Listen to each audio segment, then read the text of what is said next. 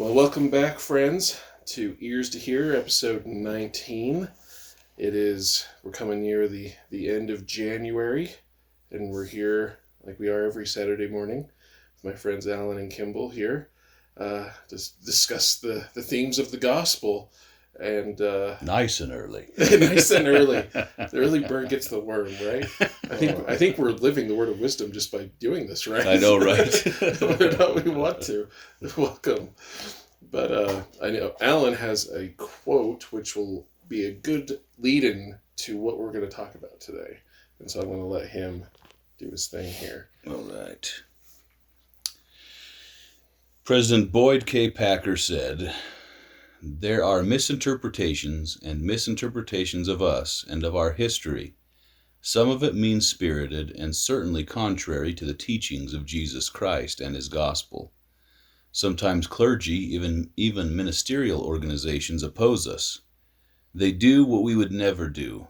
We do not attack or criticize or oppose others as they do us. Strangest of all, otherwise intelligent people claim we are not Christian. This shows that they know little or nothing about us. It is a true principle that you cannot lift yourself by putting down others." It's also a true principle, as Joseph Smith said, that when the spirit of Satan gets into the members and they leave the church, they can't leave it alone. And they war against it from that point on. Yes. I think we've definitely seen that throughout our history, from the restoration of the church onward in the last dispensation, the biggest opposers and the most violent opposers were the ones who had at one time had the gospel light and then turned away from it. Mm-hmm. There's something about that, and it kind of makes sense. When you look at Cain and Abel, Cain, the first person to ever commit murder, to ever go hardcore against the gospel and become perdition even, had the greatest of light given to him. So it actually kind of makes sense if you think about it that way historically. But yeah, I mean, in many ways, they're many examples of how Satan came to be, right? People who were high up or had light and knowledge and then turned away from it. In so many ways, they're kind of following that pattern. But as a Latter-day Saint, I think it's no news to most members as they grow up that there are many people who are opposed to our beliefs. And it's easy, for me, it's easy to chalk up to the fact that as truth is expounded and expanded into this world, it's going to be opposed. And unfortunately, like you said, Satan tends to find those who have been disaffected because they tend to have the most motivation against us to fight against us. And hopefully through this podcast today, those who aren't familiar with our church will be able to have a little bit more of an understanding, and they can write any corrections they may see as they go about their day. Yes, Mormons can dance. That's totally fine. And then for those of us who are members, hopefully this is a spiritual armory of sorts where you'll have some information to combat. Because oftentimes the hardest thing when dealing with anti-Mormon, anti-LDS information is that you really don't know where to start, or maybe it's the first time you've heard anything about these things, and so you have no idea how to refute it. And and I imagine a lot of us, and this is the final stance that works for all of us, is we get back to that wall of faith eventually, and that's fine because eventually everyone has to get there. But the more information we have in between that, a buffer, it's usually, in my experience, worked out well when I can will say, well, actually what you're saying isn't true, and I can explain why. You see, and that was actually false information. It actually helps along that path. It doesn't replace the fire of testimony, but it can stoke those coals pretty good. Well, I'm going to pull a Curtis on my mission. Yes. Don't you do that. I'm not getting through this one without that. So I was thinking the same thing. So I served in the Deep South. It was Mississippi through Louisiana and Texas, big area. There was a lot of people there who believed that they knew everything. pastors, preachers, choir directors, youth ministers, every third person you'd talk to was somehow involved in a church. And along with that is very traditional in the South to get anti-Mormon preachings as entire sermons. So I'd run into people all the time, and they would come up with these crazy concerns. People who were pretty combative about it as well. And I think that's one thing that is always something to watch for, is if you're ever engaging with someone who is recognizably combative, feel free to understand the point they're trying to make, but you have no chance of persuasion. Yeah. There's a barrier there. Yep. Yeah. And what I learned is that unless they were willing to say, I don't know, you cannot teach them. But every time I ran into someone that would come up with something that was let's say a legitimate, and by legitimate I mean something worth studying, concern about the church, I would go back, I would read, I would study, and sometimes it was months later, but without fail, whenever I researched these kind of anti-Mormon points down the road, I'd find the answer, and then I would run into someone who had that same concern, but were honestly asking. Mm-hmm. And that's how the Lord worked for me in preparing my mind so that I could be a better teacher down the road.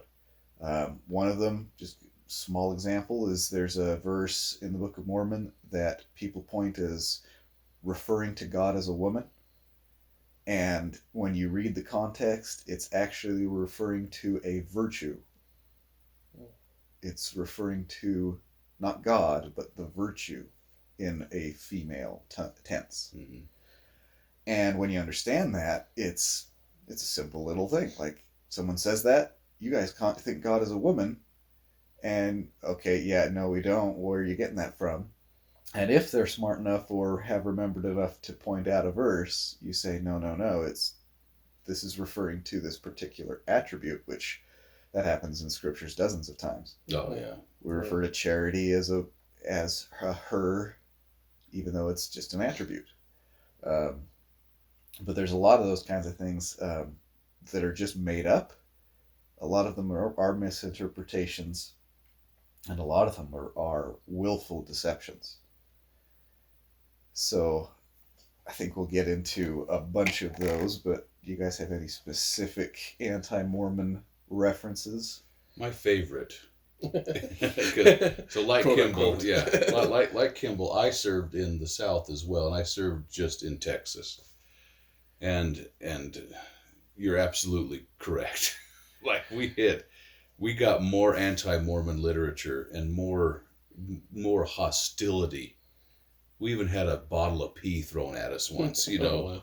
People just did not like us, and that was jarring for me. At the young age of 19, to have somebody hate my guts because I was wearing church clothes and a black name tag, you know. Yeah. That was very eye-opening and very I was a little salty about it for a while. You know, it was hard to take. Yeah. But one of the things that we constantly ran into, and just for first, before I go into that, just for fun, we had a lady who once told us that we could turn into squirrels and spy on people. Really? And she said it with a straight face. Maybe she was punking us. I don't know. But I was like, we almost started laughing. And we were like, do you really believe that? Like, are you serious? And she was an older Baptist gal, you know. And she was straight-faced the whole time, staring daggers into us, you know. And we couldn't help but smile about it because it was so ridiculous, you know. I was like, I assure you, I do not have the power of the polymorph, you know. I cannot turn into any animal. If I could, it wouldn't be a squirrel. I was going to say, if I could do that, squirrel would be not the first on the list. But there's a lot better animals to watch. Exactly. I think I'd go for a lion or a bear or something. Yep. But the one that we ran into a lot was the fact that Joseph Smith had a seer stone, right? And just that fact alone, like they wouldn't even necessarily have to put a twist on it. It was just the story itself weirded out a lot of people. And a lot of times we would be like, well, have you read the Old Testament? You know what I mean? There's some weird stuff in the Old Testament. Yeah. There are seer stones in the Old Testament. Exactly. There are all kinds. I mean, the Ark of the Covenant, the breastplate of. There's so many things in the Old Testament. Yeah, the high priest breastplate. Yeah, that people. It's funny because if it's in the Bible, it's viewed as somehow sacrosanct and holy. Mm-hmm. And then you do that same thing now, and people are like, witchcraft. Yep. Yep. And that's what was funny about it was, and honestly, like, if you can step back from it, you can kind of understand, because their point of view is there's no more prophets, right? Even though that's completely anti-biblical teaching. Yeah. But you can look at that and be like, okay, I can see why you guys are having a hard time with this, because there hasn't been a prophet since the original 12, right? They couldn't replace themselves fast enough, and they're gone now. Mm-hmm. But at the same time, you know what I mean? It's like God doesn't change how he does things, right? Like the foundation of prophets and apostles is how he does things, you know?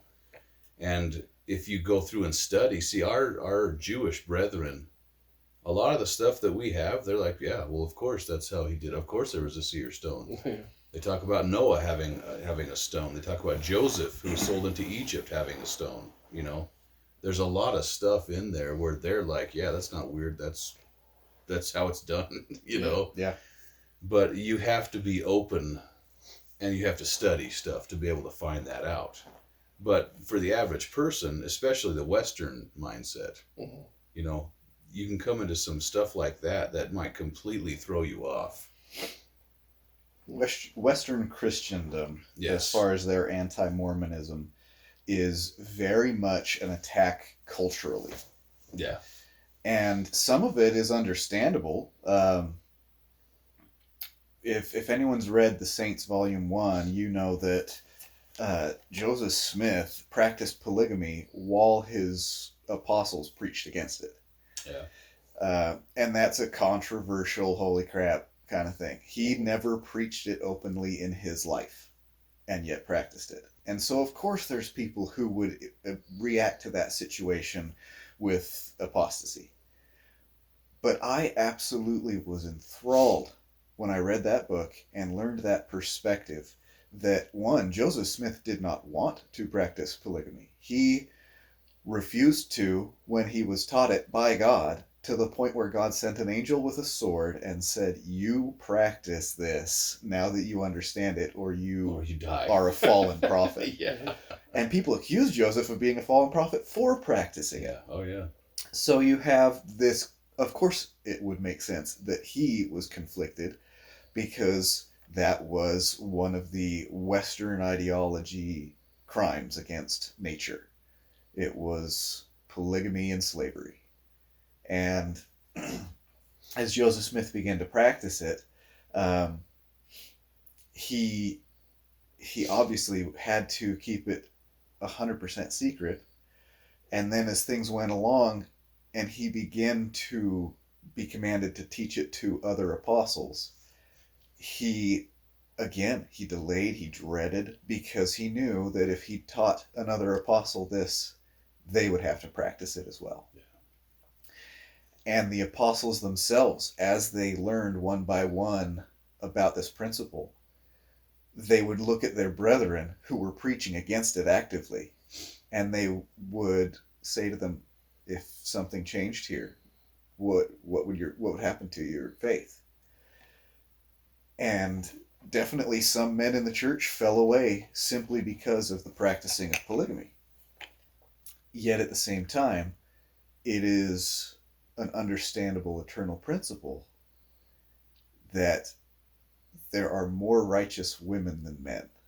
And if everyone's going to get to the celestial kingdom, and if God is going to raise up righteous populations, polygamy is a necessity in those scenarios. So it's one of those things where, I mean,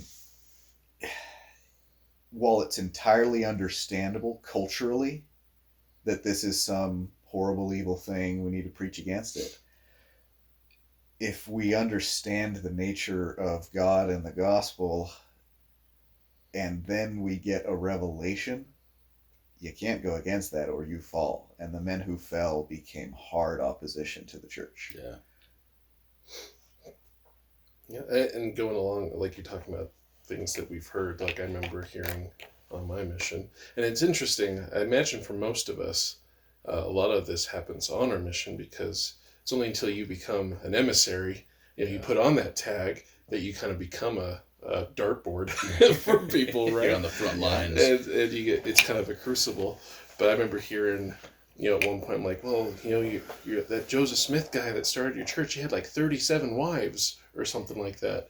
And I'm like, I remember at the time going, what?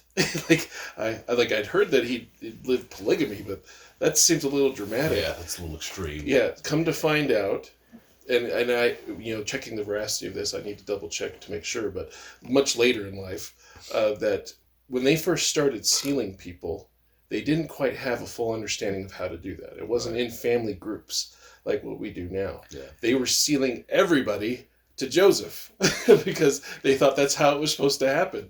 And so he after he's dead, he has all of these women who had no husbands sealed to him, and that's where that rumor comes from. Right? And all of a sudden you're like, oh, that makes more sense, right? Instead of trying to figure out how in the world Joseph could have had 37 wives, right? Yeah. Well, and you can see too where it's like, in the millennium, we're going to have to do a lot of repairing of things. You know what I mean? Yep. I think even culturally, I wonder how much of our church history is a little bit revisionist. Because it's human beings who've been recording it. Right. And President Nelson has said that the restoration is ongoing. And as far as I can see, restoration is new doctrine. It is understanding what we have, but it's also expounding on what we have. And I imagine as the restoration continues to unfold, leading up to Christ's coming, we're gonna have a revision of some of our stuff. We're like, hey, this wasn't quite right. Even the Book of Mormon, as great as it is not perfect. It still needs to be cleansed of its impurities. Well, and with it, there's talking about the Book of Mormon. You know what I mean? We're talking about a book that was written in the Hebrew language, right, with Reformed Egyptian characters. That's like us writing in English, but using like the Greek alphabet, you know what I mean, to do things. It's the fact that it was able to come forth at all is a miracle, because it's like an alien civilization to us. They wrote backwards, they think differently than us. Mm-hmm. And so when you're translating something like that, you're translating an idea, right? Yeah. You can't have a transliteration of something like that. Yeah, word for word doesn't work out. But Kimball, he brought something up as well, that when we're talking about this stuff, and people become so hardcore against it that we're members of the church, so recently, we're talking about polygamy and stuff and how that turned a lot of the people away, made vile enemies of people who were allies. Mm-hmm. I'm seeing now with the brethren taking the vaccine, mm-hmm. right? I'm seeing a lot of people just because of that are about ready to throw in their membership. Mm-hmm. And I was like, holy cow, because like I've mentioned before, I'm off of Facebook. I would challenge anybody to get off Facebook. But my wife is still on there, and she was showing me some of the comments by members in good standing, mm-hmm. right?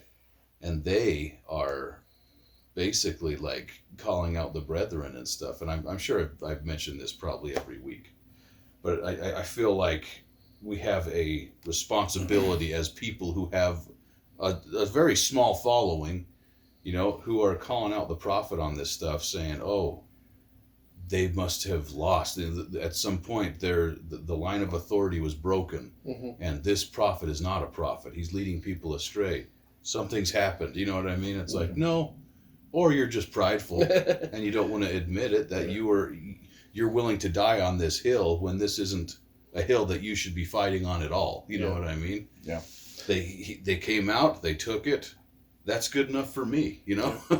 Well, and I think part of the role, especially in these latter days of being a prophet, is kind of subjecting yourself to all of this, because in order for people to destabilize your testimony, they have to attack the things that it's founded on, right? And that's why the Book of Mormon gets so much heat. And you'll notice, especially with the Book of Mormon, it's never the major concept, it's never the major doctrine. It's always little ancillary things, right? Right. And they try to nitpick and say, look, these things oftentimes taken out of context because the context explains it better. Yeah. But these things, they, if you don't address them, they try to add them up and build them against you in the same way they attacked Joseph Smith, and they've attacked every prophet that's ever been. I mean, Gordon B. Hinckley was under attack because of mistakes that he made as the prophet, right? Or even I'm thinking of stuff even before that, and people say, well, look, if he was a real prophet, he wouldn't have done these things, right? Which is a fallacy, that our prophets need to be perfect beings. And if you don't have a concept of that when they bring up these things, it can be faith shaking. Have you heard the story where there was a man coming to see the prophet, and Joseph heard about it, and he went and he dressed horrible, shabby. He dressed like a homeless man. He got himself smelly, and when the man came into town, he introduced himself and basically told the man, hey, yeah, I'm the prophet, what of it? Or he said, if what if I told you I was the prophet? And the man said, well, then I would acknowledge you as the prophet and celebrate the fact I could meet you. And he embraced the man and said, you have a testimony. This man understood this principle that Joseph was still a man, even though he was a prophet. And we do that. We deify people. Look at any other religion. The way that the Catholic Church deifies the Pope, when you see some of these churches that they deify their pastors, and then their pastors go have an affair and the church falls apart. Like, that's pretty darn common in some of the smaller, one chapel faiths. And that stuff happening is kind of what driving people away from Christianity right now. Yeah, but it happens in every cult. It happens in, the Scientology cult is one in particular that's a fun one to learn about, how insanely propped up they look at that guy. He died, and they're still expecting him to come back to his body. And they lay out clothes for him on a daily basis that are freshly washed. So that he's 20 years late compared to what he said he was going to do, but he's going to come back. So there's all these weird things where we deify people, but they're still men. And like you say, the testimony of the Book of Mormon is the testimony of Christ, not the testimony of Joseph Smith. So, but people nitpick. And when they can nitpick and they make some logical connection, they just run with it. So there are dozens of things in the Book of Mormon that don't line up with modern day views of America and of science, etc. Elephants in the Book of Mormon, living in America. Horses, swords, the way that they crafted the swords and wore their armor, the way they built their cities, there's all kinds of things like that in the Book of Mormon that people will nitpick that one thing and say, see, the Book of Mormon can't be true. There were no elephants. Yeah. And then later on, archaeologists will uncover in America's elephant toys, elephant statues, and they're like, okay, where the heck did they get these from? If this was supposed to be a place where people existed almost completely independent from all of the Eurasia. Yeah. And so beasts of burden.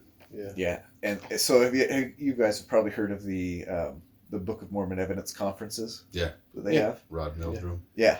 These kinds of things are some of the fun, simple things that, again, like studying anti-Mormons literature from anti-Mormons is kind of pointless, because you're not going to learn anything. Right. You're just going to see the argument against. Yeah, you see the man. You don't see the man behind the curtain. You get to see the curtain. Yes. But when you study anti-Mormonism from the perspective of these Book of Mormon evidence conferences, it's so fun. It's like listening to conservative radio versus watching mainstream news, because you get both sides, and you see, hey, this is the anti-Mormon accusation. Let's lay out all the stuff they're saying. Here is where they're wrong. Right. And you get to cement your faith in truth, in knowledge. And so, we're just barely touching on a few of these things, but if anyone wants to read any of those books, there's fun in learning these principles. Mm-hmm. And seeing where the anti-Mormon accusation is, and then understanding where the truth lies. Well, it's interesting too that if you go back to some of the original anti-Mormon stuff, right? Hugh Nibley has a presentation that he did, and I can't remember if it was to BYU or if it was just in one of his classes or what, but it was called How to Write an Anti-Mormon Book.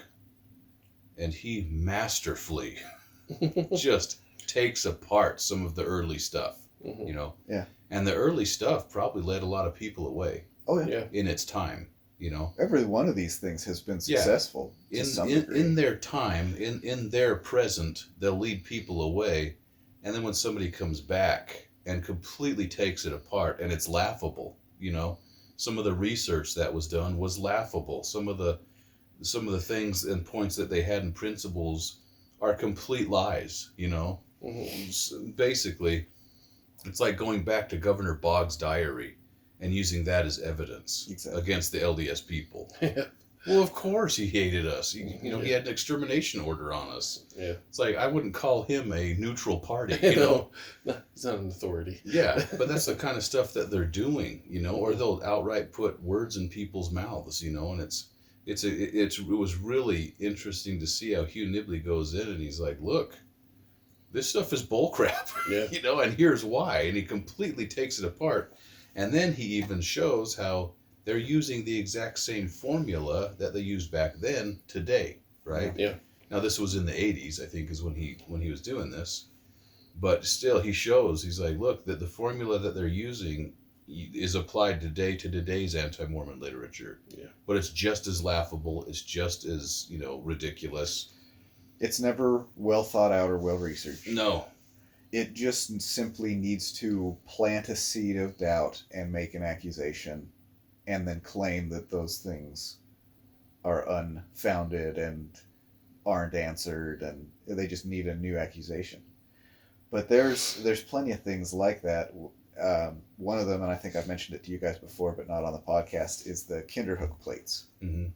where Joseph Smith was handed these plates. They were kind of bell-shaped, and said, hey, we found these buried in the ground. Can you translate them?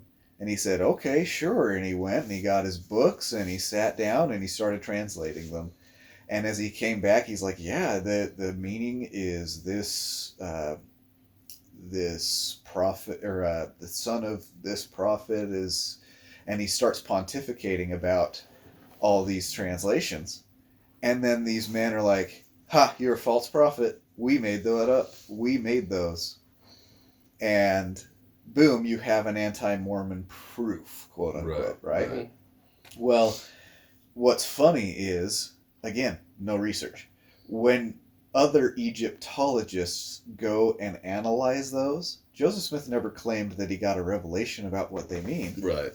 In fact, the Egyptologists get a similar translation that Joseph got. And so Joseph understood Egyptian and Egyptian symbology better than literally any scholar ever who has lived. In part because he understands the concepts, Yeah. like the Saturn convergence, that no other Egyptologist can even comprehend. They don't understand the symbology, so they don't catch the subtle meanings in the Egyptian language. And there are things in the facsimiles that these Egyptologists have said, well, this doesn't mean what Joseph Smith said. it's this really close to it translation that we say it is. And again, when people accept those contradictions, they're literally admitting that they prefer the voice of a well-studied, learned man to a man who was a prophet of God. Mm-hmm. And it's like, why would you just assume that a whole bunch of college-educated people know more than a prophet when those college-educated people are educated by a whole bunch of other college-educated people who eventually you get back to people who are literally making it up as they go. And maybe they have educated guesses and they're making good educated guesses, but at no point in that process did they receive a revelation, nor did they claim to. So their understanding of Egyptology is literally all guesswork as they go. Mm-hmm. And yet Joseph Smith understood and pointed at symbols that not only are they powerfully different in some ways than what Egyptologists say, but they are powerfully, significantly more accurate if, as we've been talking, this Saturn convergence symbology is true. If the sky really was different, if the symbols in the sky really were different in the past, then Joseph Smith's translations make more sense and theirs make less. Right. That's, I think, the most interesting thing I find about a lot of the anti-Mormon stuff is that it tries to use current science to debunk, right, whatever it is that they're trying to say. And then what's interesting is that as science gets expounded, it usually, well, it always will eventually, speak the truth of it. A lot of the stuff we're waiting on, but you see it happen all the time. The word of wisdom is a good example where, when they told people to stop smoking, it at the time would have been stupid. It was thought to give a man energy. It was a good, healthy thing to do, right? And it's not until the science proves it then later. And so and we need to keep that in mind now, today, because there's probably science that's being thrown around that's debunking whatever it is, that's in our religion. And that's why we have to some degree, hold on to faith, because we know eventually all things will be revealed and truth will be put out as what it really is. But. Right. I think it was Elder Holland that said, I think there's still room for faith in religion. Yes. Look, guys. Yeah. Not everything can be proven, right now and stuff. And there's some things that we have to take on faith, And I found, regardless of whether or not it ends up there, or I end up finding the answer, right? I end up coming up with something that I can use as actual, fuel to refute that in the future. Either way, if I approach it, with the Spirit, with Heavenly Father in mind, I come to a conclusion of peace either way. I find that the thing that was nagging me about what I heard, the thing that eats at me, doesn't eat at me anymore. I find peace in it. And I think that was probably the hardest part for me when I came across anti-Mormon stuff for the first time, really forcefully on my mission. And I remember walking out of that house with my trainer, and he's just like looking at me like, "You okay?" Just like you could tell that my mind was spinning. Mm-hmm. And I couldn't even tell you right now specifically things that he said, but he's like, "Man, I can tell you're kind of shaken, and that feeling it's motivation, right? And I think that's why the Lord allows all this stuff to go on, because it becomes a refiner's fire for us, right? And it becomes motivation for us to go and seek and find, ask questions, use the scriptures, pray, listen to the Spirit. And if you do those things correctly and with real intent, then it gets returned back to you and you become stronger. Yeah. It's spiritual weightlifting to some degree. It's really fun because a lot of the things that people will create from they'll create their anti-Mormon literature on a lot of stuff from Joseph Smith has been some of the most faith-promoting things in my life. But it's funny because I got to those things before I even heard about the anti-Mormon literature versions of them, So when you hear it, you hear obvious deception, right? Yeah. Like the Book of Enoch, right? Mm-hmm. At the time that Joseph Smith put out the Pearl of Great Price and restoring a lot of stuff that had to do with Enoch. The latest version of what they had for our Book of Enoch, our apocryphal Book of Enoch, was I think it was Greek or something like that. It wasn't even translated yet. Well, and they had a translation, but it wasn't the good one that we have now. Yeah. It wasn't the oldest text. They were still trying to find copies of the book Right. in Paris. Right. And they didn't even, it wasn't even in America. There wasn't even a transcript of their attempts to translate in America Right. yet. There was an Irish priest who translated it to the best of his knowledge, right? Yeah. And this is back, obviously in Joe Smith's time. Yeah. But he didn't even have the oldest, most perfect version of it. Exactly. Yeah. And so come to find out, people use that as anti-Mormon literature at the time. They're saying, look, he's trying to rip off this stuff, but he didn't do a good job at ripping it off, And then come the 1950s, we get the Slavonic version of the Book of Enoch, which is more ancient and goes back further, right? And it winds up backing up what Joseph Smith almost. Some of the verses are almost like super, super, super close, right? They're identical. And Hugh Nibley was like, so you're telling me, and I'm getting a little excited here, so I'm jumping around. You're good. But, in the 1950s, they then will say, well, look, Joseph Smith used this version from the 1950s. And Hugh Nibley's like, so he traveled into the future, got the Slavonic text, and used that for his version? That doesn't make sense, right? Well, hey, prophets are pretty darn. Apparently, they can open swirly. a wormhole through time, Yeah. But I thought that was fascinating that people.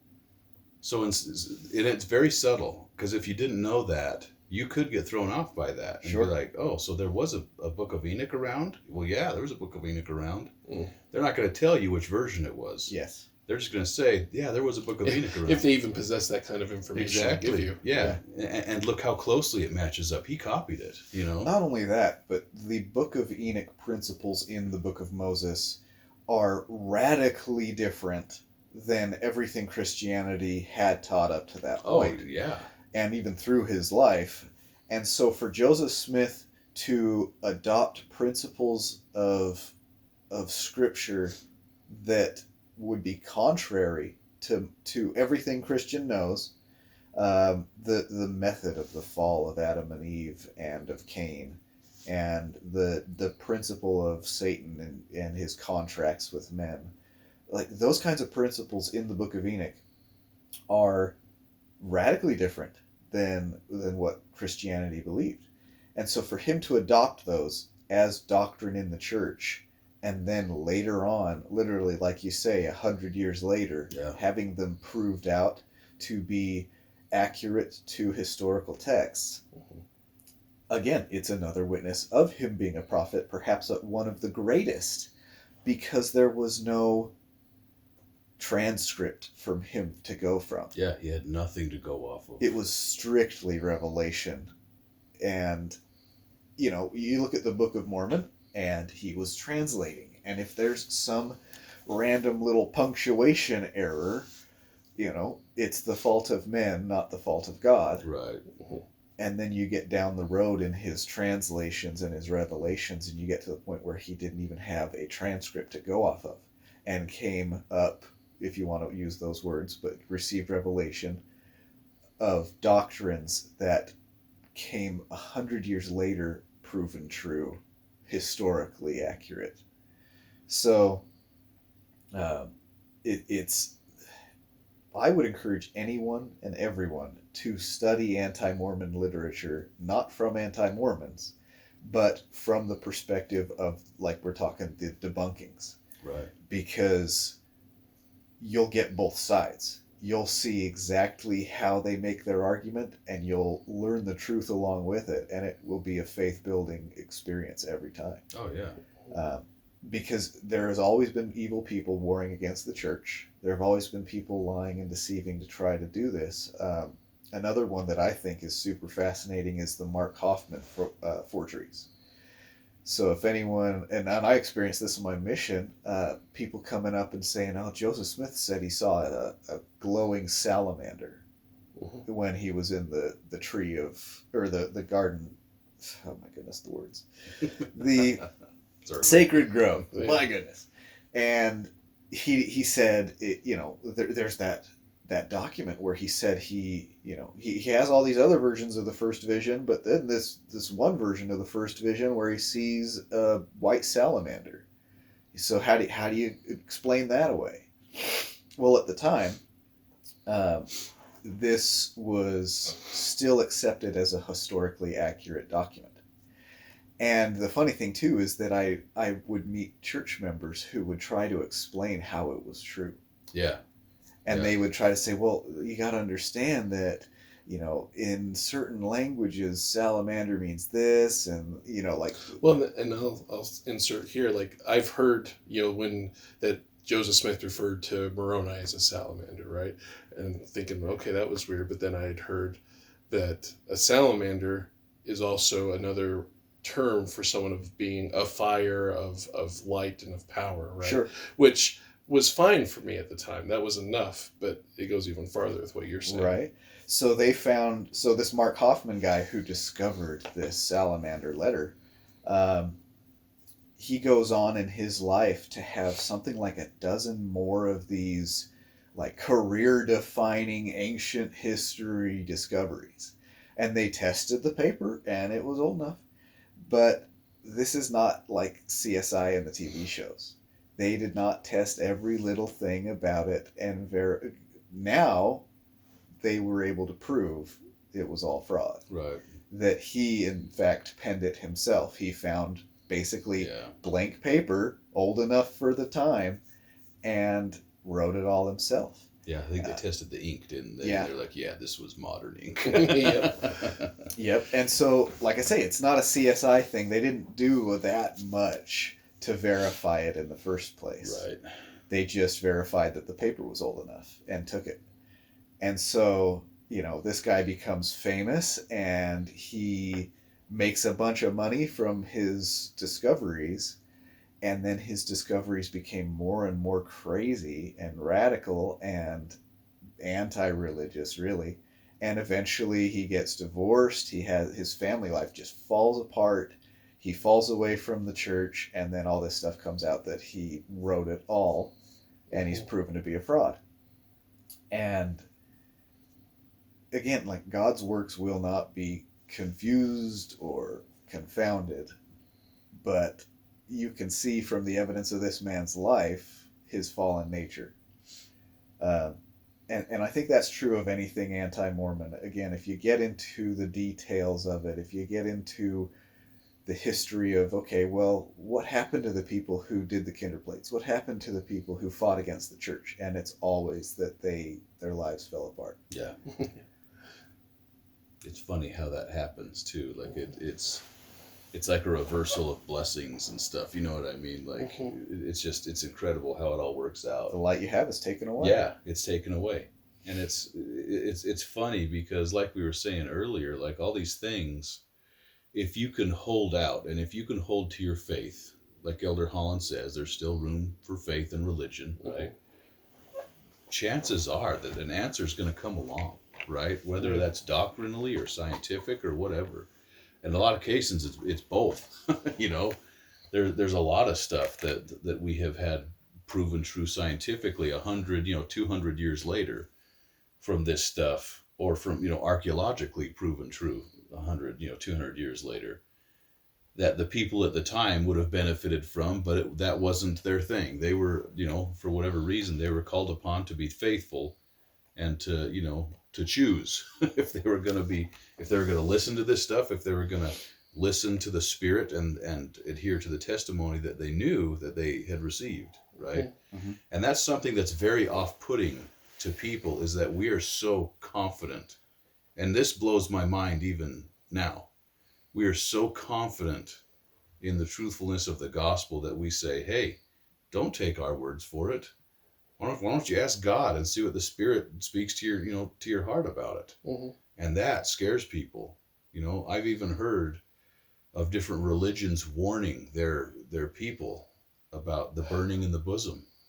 Saying, hey, These guys are going to come by. They're going to knock on your door. They're going to give you this lesson. They're going to tell you about this burning in the bosom. Don't listen to them, because that burning in the bosom isn't from God. You know what I mean? It's like, it's incredible. Yeah.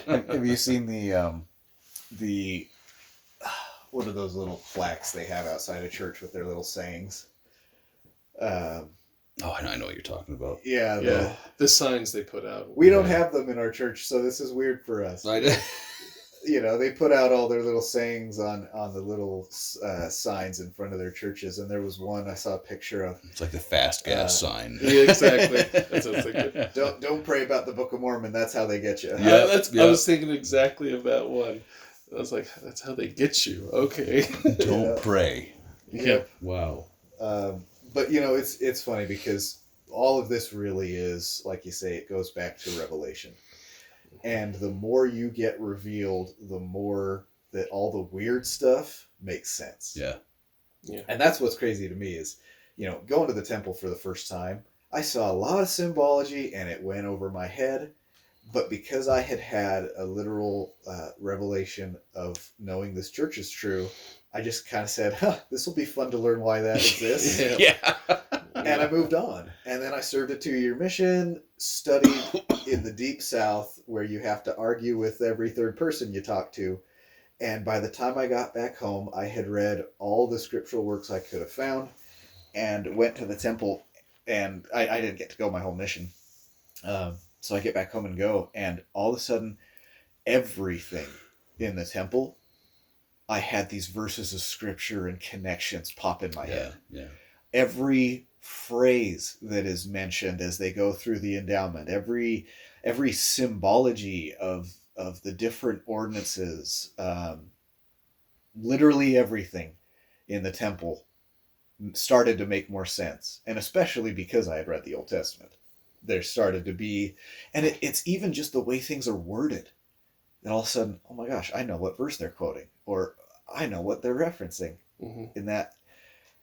So the cool thing is, I had that experience back then, and now I'm learning even more because of this Saturn convergence, this different mindset of how the universe, the solar system used to be in the past. And there's even more significant scriptural symbology being proven true. There's symbols and signs on the temple that line up with that convergence that are even more so accurate to this historical concept that show that Joseph Smith knew all this stuff. And that's, I think, in part why he basically, I think he looked at himself like a Galileo. If I tell you everything I know, you'll want to kill me. Yeah. Because all of science disagrees with this Saturn convergence, electric universe, warring worlds idea. And yet the symbology of it is all over our temple, all over our conference center. Update from the last time we did that episode, it's now going to be done in the landscaping in front of the Salt Lake Temple. Yeah, that's incredible. Yep. And there's even more symbols. It echoes all over in the facsimiles, in the cradle of the gods, in the symbol of the cow with the sun in its head, and Joseph Smith calling that symbol one of the governing planets. Again, all this Egyptology stuff doesn't catch, yet when we understand it more, I think one of the things that people kind of get their mind blown by is Brigham Young discourses, because there's a whole bunch of Adam and Eve stuff that he got into that people are just kind of like, that sounds really weird. I don't know if I believe, Brigham Young talked about some really weird stuff. And the more I'm learning, holy crap, Brigham Young was right about all of it. Yeah. For example, with the fall. The fall, we don't look at it like everyone else in religion. We don't look at the fall as the eating of an apple, and therefore they fell. When you understand this potential change in our solar system, if it really was Adam and Eve ate a piece of fruit and the fall happened, that piece of fruit would have had to have been fed to the entirety of the planet, every other living thing. So Adam and Eve elected to obey this, they chose this fallen state, and the fall itself was literally a fall. It was literally a separation of Earth from the convergent state with Mars, Venus, and Saturn. Right. And from that essentially state that would allow, there's 2 verses in the Book of Mormon that specifically reference that if they hadn't done that, everything would have remained forever in that state. Mm-hmm. So there was a mist, there was a cloud, there was no sun at that time. Essentially, all day, every day was exactly the same. There was no day and night in the Garden of Eden. It was just a continuous, perpetual existence in a perfect state. Nothing ever died, nothing ever decayed. When they fell, that was when the sun was introduced. That was when the fall happened that pulled Earth away. And that's when the entire planet then was able to enter a mortal telestial state. Right. And so the symbology is all there. And our doctrine teaches it. There's several quotes from prophets. Bruce R. McConkie is one that points out the 3 pillars of eternity. Yeah, and that the fall had to have been symbolic. We do believe Adam and Eve were there. We do believe they fell, but we don't believe that it was only the eating of a piece of fruit. Right, yeah. There's more to it than And a pear. Exactly. And so as they fell, it was literally this planet shift, this solar system change that was the fall. And that is how Earth became a telestial sphere. And then that also explains how in the millennium, Parley P. Pratt talked about it, Joseph Smith talked about how the sign of the Son of the Man will be new planets in the sky that we will see with our bare eyes, that everyone on Earth will see the sign of the Son of Man coming, and that it will be a planet. And Parley Pratt said that the millennium will be a time when the heavens appear as they did in the ancient sky. Right. And it's like, okay, if things have always been like they've always been, why would there even be a need to say that phrase? Yeah, exactly. But when we enter the millennium, there will be new planets in the sky as the Earth enters a new sphere of perfection. Yeah. No, it's true too, because I met a lot of people who, and I think it's just kind of how it is for most religions in Christendom, where they look at the fall specifically as super ultra negative, where they're like, man, Adam and Eve really screwed it up for us. You know what I mean? That was terrible. What a bad choice and stuff. And, going back to Bruce R. McConkie, just like you were talking about, he says, no, that's one of the 3 pillars of eternity. Those 3 pillars are the creation, the fall, and the atonement. And you don't lump in something that wicked and evil with the atonement and the creation. You know what I mean? That was absolutely necessary. And that was something that it was used in anti-Mormon literature, back in the day as well and stuff. Yeah. And it's just really faith promoting to be able to see how all this stuff comes out in the end. It really does come out in the wash in the end. Yeah. Yeah. And there's always an answer. There really is always an answer. It may not be right then, but there's an answer. Yeah. Yeah. After the trial of your faith, of course. My mind is being blown with how many answers I've found. Yeah.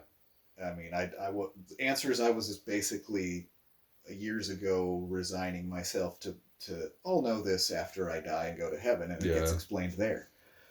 I mean, the idea that dinosaurs with the electric universe theory were instantly fossilized. They could have existed on Earth. They could have existed because our gravity was different. They could have existed because of all that. I never had a problem with dinosaurs. That one was always... Yeah, a lot of people do, but I was like... That one's always kind of... Yeah, like you say, it's always kind of out there, but the shape of Earth, the evidences I've seen lately, Earth's mountains were not simply shaped by tectonic shift. It can't possibly explain all of them. And so again, this electric universe theory, these guys are going through these examples of mountain ranges on Earth, and then they compare them to mountain ranges on other planets that are dead planets with no tectonic shift, with no erosion, and they're finding exact copies.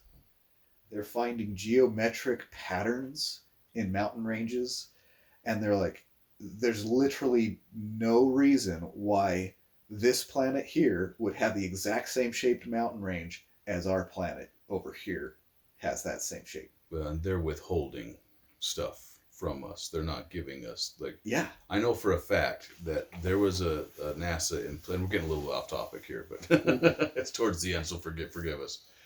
But there's going to be, and there is currently, wicked conspiring men that are going to lay the foundation for what's coming, right? For a lot of people to lose faith globally and stuff like that. And that's, I mean, I think that's why this subject is important that we cover it, right? Because, it specifically says, and I don't understand this yet. I've heard a lot of people talk about it, but in the word of wisdom, it says that because of wicked and conspiring men in the last days, they're giving us this word of wisdom. I still don't know what that has to do with, and I don't think we know yet. I've heard a lot of explanations, none that really super satisfy me yet, you know what I mean? But they're giving us this word of wisdom for something that's going to happen in the future. Now, we know the word of wisdom obviously has health benefits and stuff, but I don't think that we've even fully understood the significance and the importance of it yet, Like you say, there's a lot of purpose in having a discussion on anti-Mormon stuff, not because of strictly what has come before us, but the fact that there will be much more. There's a lot coming. There is. And so understanding as much as you can about the old stuff is wonderful. Understanding how as much of the doctrine of the church is wonderful. Understanding newer concepts.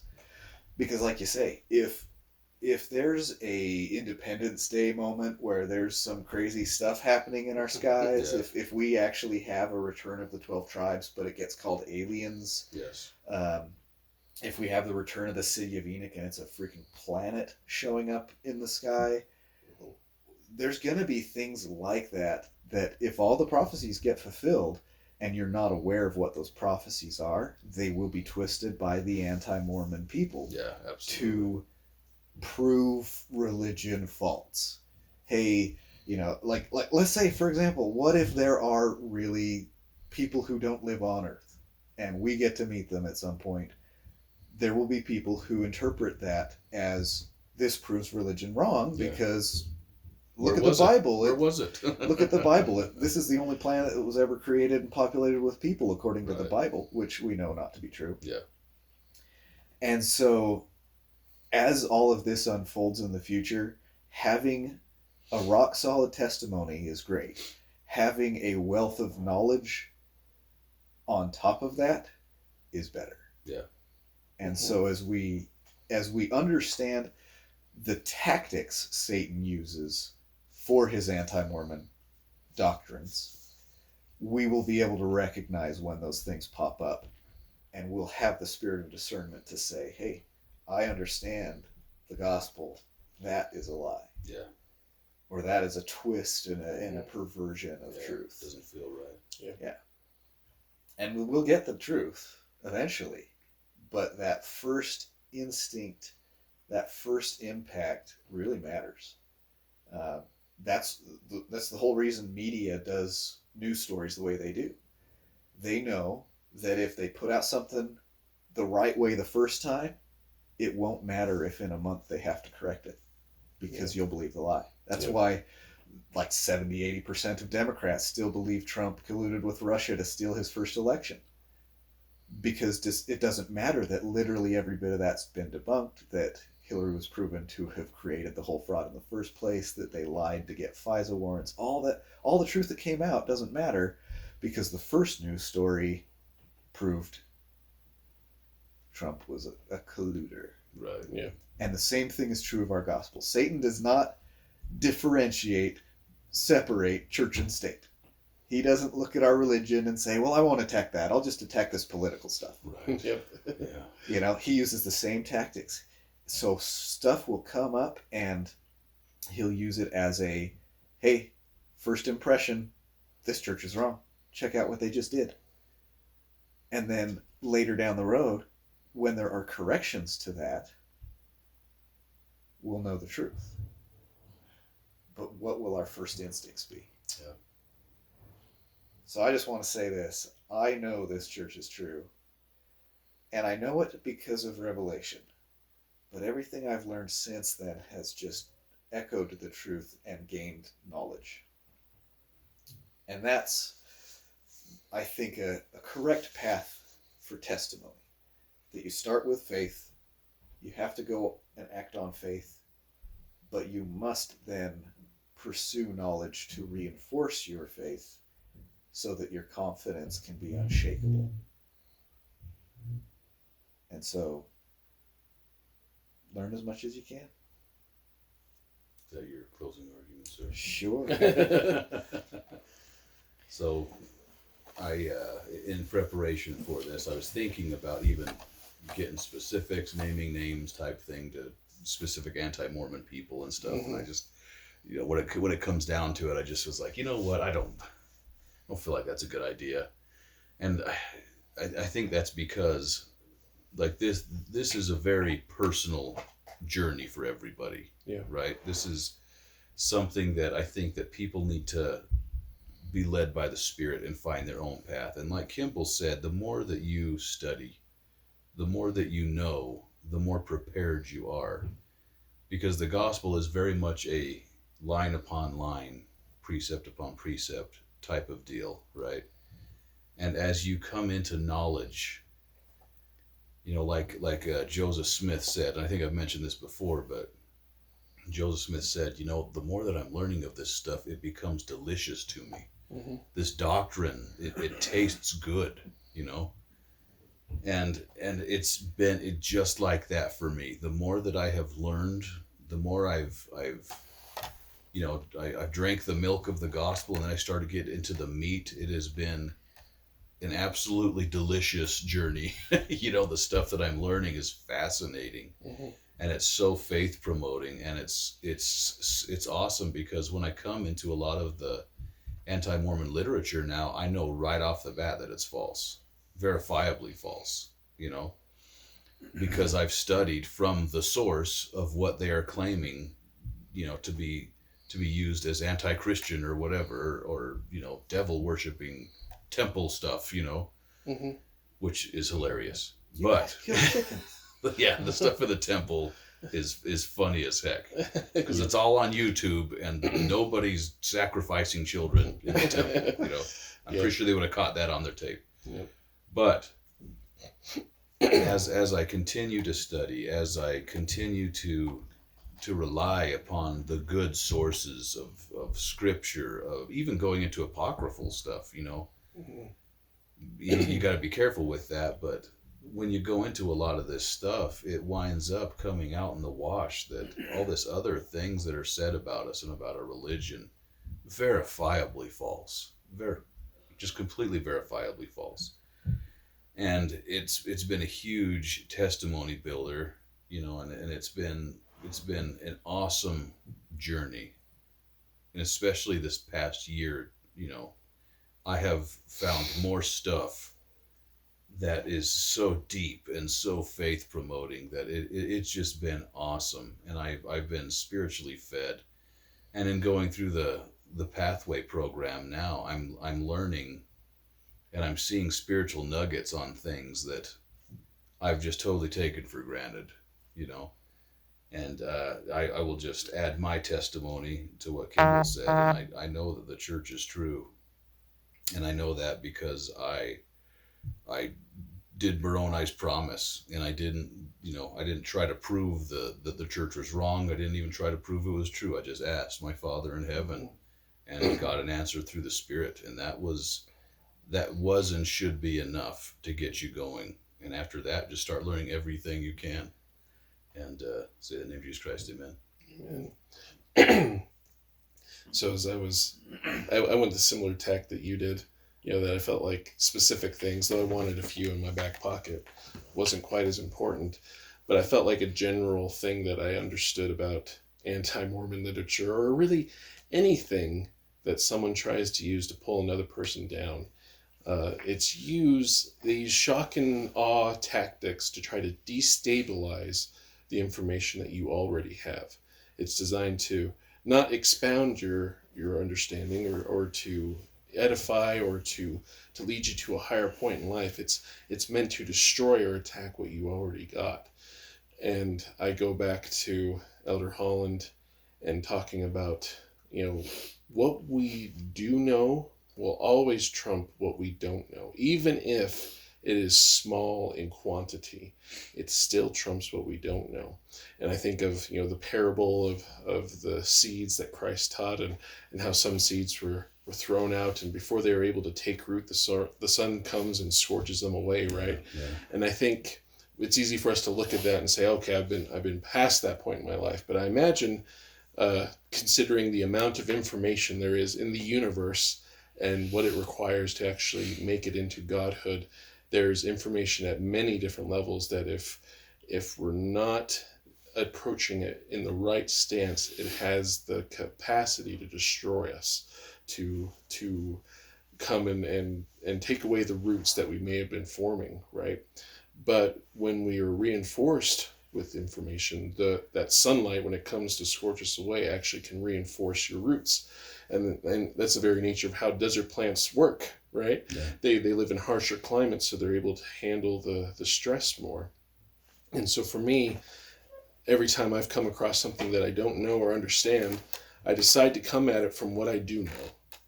And then almost inevitably, it goes one or two directions for me. Either I get a better understanding of it, and it's euphoric and joyous, like Alan was saying, it's delicious to me, and I add another quiver into my spiritual, or another arrow into my spiritual quiver, or it becomes superfluous. It becomes so non-important.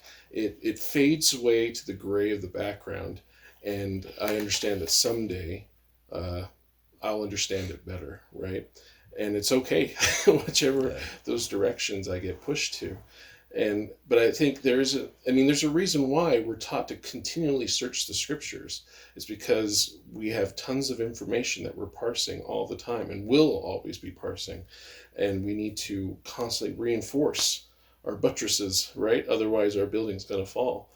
And I'm grateful for opportunities where I've been destabilized. I felt my foundation shifting, and I've gone back and searched with words and with information, and I've been able to fortify my foundations, and it's making me stronger overall. And I know that's part of our missions down here, is to come across stuff we don't know and figure out how to deal with it.